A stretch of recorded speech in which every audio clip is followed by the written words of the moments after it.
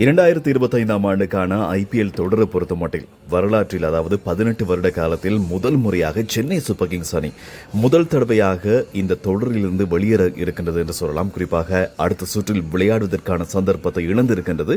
Points டேபிளையும் கடைசியாக இருக்கிறது Chennai super Kings அணி தான். 2 வெற்றிகளை மாத்திரம்தான் 10 போட்டிகளில் பதிவு செய்திருக்கிறது சென்னை சூப்பர் கிங்ஸ் அணி. நேற்று இடம்பெற்ற பஞ்சாப் கிங்ஸ் அணிகளுக்கு இடையிலான போட்டியிலும் கூட வெற்றி பெற வேண்டிய ஒரு நிலையில் இருந்தாலும் சென்னை சூப்பர் கிங்ஸ் அணி தோல்வியை சந்தித்திருந்தது. இது ரசிகர்களுக்கு ஏமாற்றமான ஒன்று. சென்னை ரசிகர்களை பொறுத்தமட்டில் அதிகமாக மகேந்திர சிங் தோனி களத்தில் இருப்பதை அதிகமாக விரும்புவார்கள்.